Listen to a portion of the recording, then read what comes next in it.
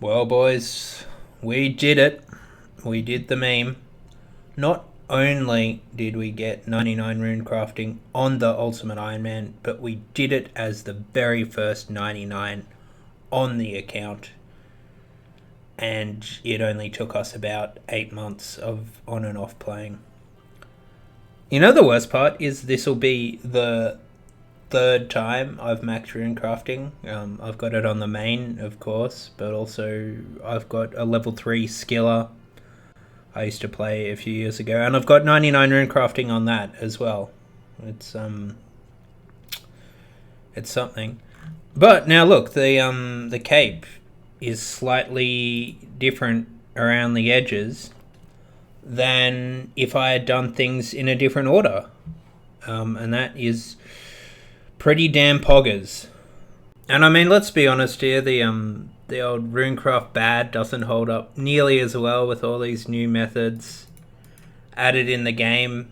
The days of sweating through your gamer chair doing long hours of crafting lava runes in the Alkari Desert are in the distance past. I mean, one of the reasons I chose to focus on rune crafting is that I could AFK blood runes fairly effortlessly.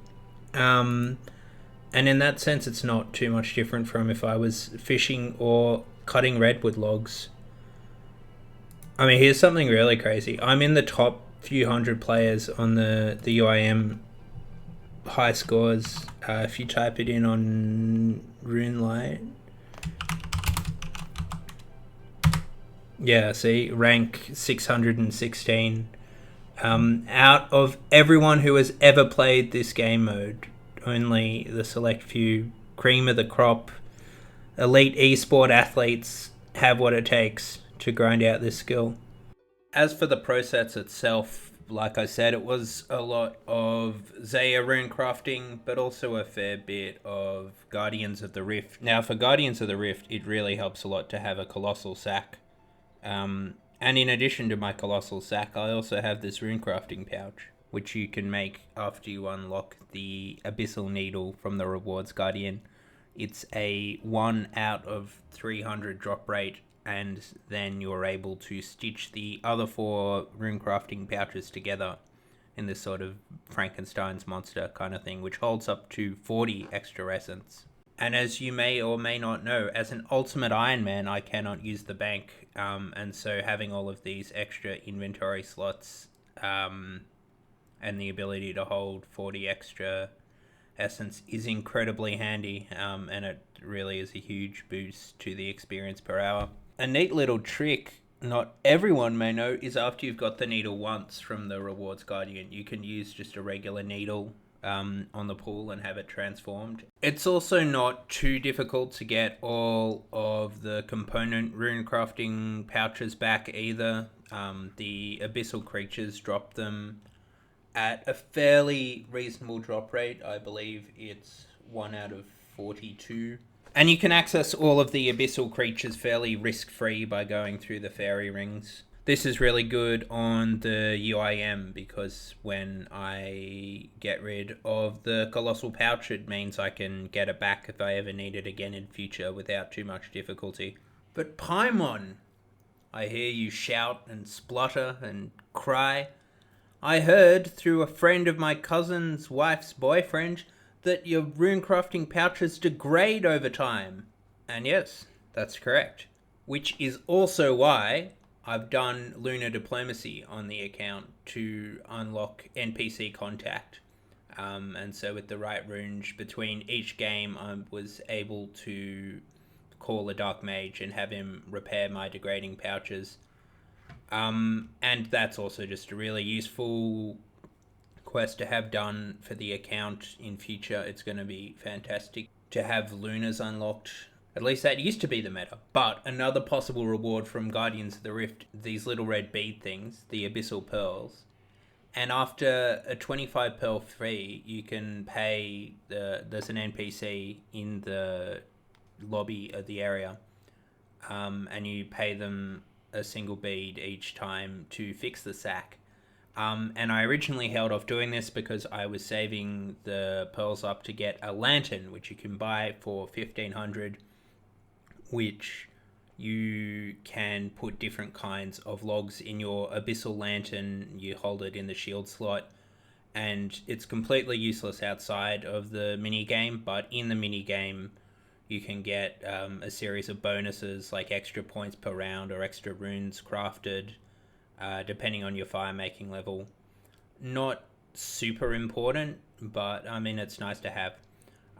But then, as I was sitting on about 1,450 pearls, or so, just about to buy the lantern, essentially, I pulled a lantern just straight up as a drop from the rewards guardian, which was a good thing because then it meant I had all of these extra pearls to pay the NPC to repair the pouch, which meant that I no longer had to carry cosmic runes and astral runes for NPC contact, and I could instead put the really valuable runes in the rune pouch, like the nature runes, death runes, law runes.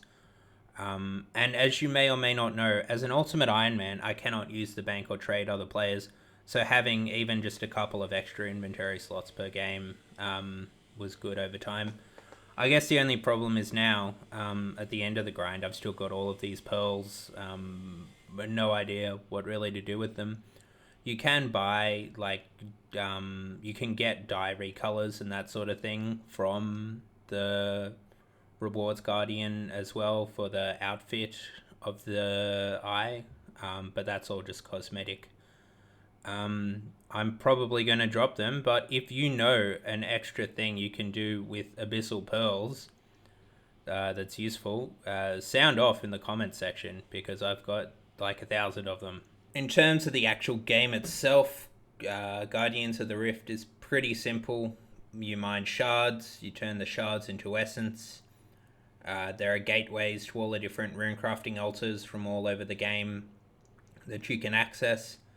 And then it rotates between two of the different ones that are open at a time. You go through and you craft the runes. They've got two different categories: elemental, which are fire, water, air, and earth, and then cataclysmic, which are everything else. When you use the essence, you get the runes you've crafted, but also either some catalytic or elemental material as an offset byproduct. Then you feed that to this big guy in the middle, and he gives you points depending on what sort of essence you gave him. There's some other nonsense you can do about protecting barriers or placing cells, crafting golems. But if you're an Iron Man, it's basically your goal to leech and AFK as much as possible. And then drink up those normie tears when you fail the round. In terms of other players, the conversation and discourse is a bit better than Wintertot, but probably a bit worse than your average football riot. I was also really going for death runes throughout the game because I've got all of these blood runes, and if I ever do want to do barrage smells, blood runes aren't going to be the problem or the bottleneck. It's definitely going to be the death runes.